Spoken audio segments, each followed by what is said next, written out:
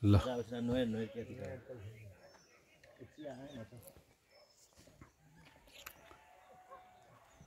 हामी अलैँचीको बगानमा आइपुगेको छौँ अहिले। ल यहाँ हेर्नुहोस्, यो शङ्खसभा जिल्लाको यो तेह्रथुममा अलैँची खेती एकदम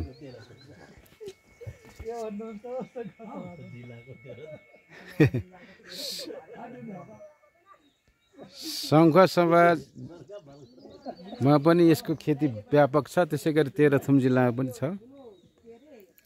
र तेह्रथुम जिल्लाको यो खामलालुङ भन्ने ठाउँमा चाहिँ यसको अलैँचीको पकेट एरिया नै छ। यो यहाँ हाम्रो थुप्रै साथीहरू आउनुभएको रहेछ।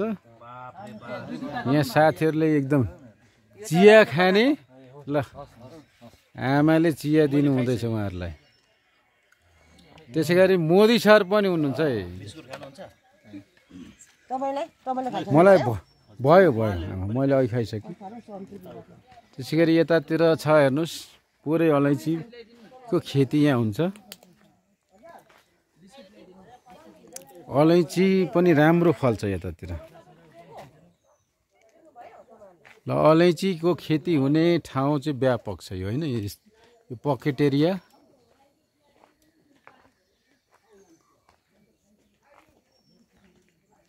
यहाँको बस्तीहरू छ, यसरी बसिराख्नु भएको छ स्थानीयहरू। माथिसम्म छ हेर्नुहोस् है, यो एकदमै माथिसम्म छ यो अलैँची खेती गर्नुहुन्छ उहाँको। यहाँको मुख्य नगदे बालीको रूपमा अलैँची रहेको छ।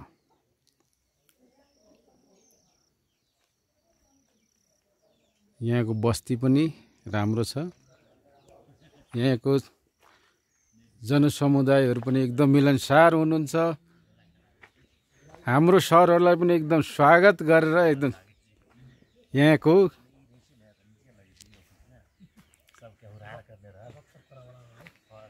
ल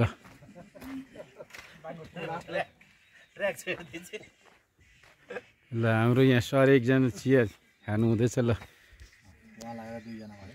दुईजना भइसक्नु भयो।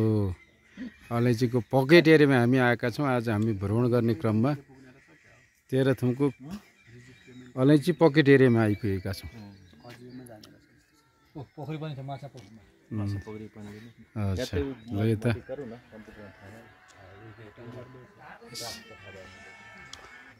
यहाँ मत्स्य पालन पनि गर्नुभएको छ यहाँ। ल हामी यहाँ मत्स्य पालन देखाउँदैछौँ कि यसमा छ माछा पालन गर्ने अलैँची खेतीहरू व्यापक छ। तलसम्म हेर्नुहोस्, यहाँ अलैँची भइरहेछ उत्पादन।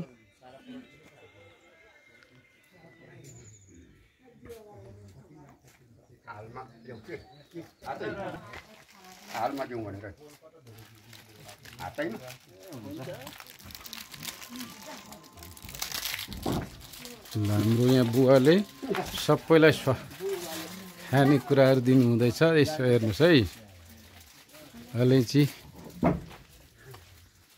अलैँचीको पकेट एरियामा छ हामीहरू। यहाँ यस्तो उत्पादन हुने क्षेत्र व्यापक छ।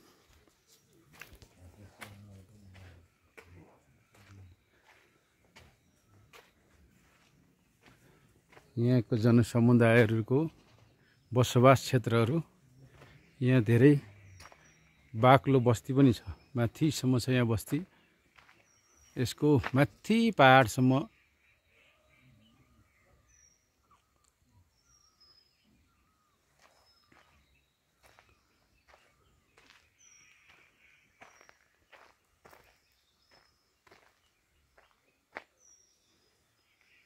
ल यो एरियामा आज हामी आएका छौँ भ्रमण गर्ने क्रममा।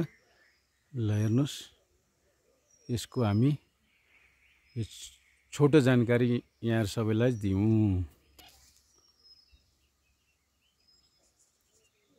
ल हेर्नुहोस्, माथि पहाडसम्म छ, निकै माथिसम्म छ। यो कति माथिसम्म भइरहेको छ यहाँ हेर्नुहोस्। यो पुरै डाँडा सबैतिर अलैँची नै अलैँची हुन्छ यहाँ उत्पादन। अहिले अलैँचीको राम्रो मार्केट पनि छ, विश्व बजार पनि राम्रो छ। त्यस कारणले गर्दा यहाँको कृषकहरू स्थानीयवासीहरू आफ्नो अलैँची उत्पादनमा बढी ध्यान दिएर गर्नुहुन्छ। ल हस् त, ल जस्ता यति नै आजलाई यति नै जानकारी।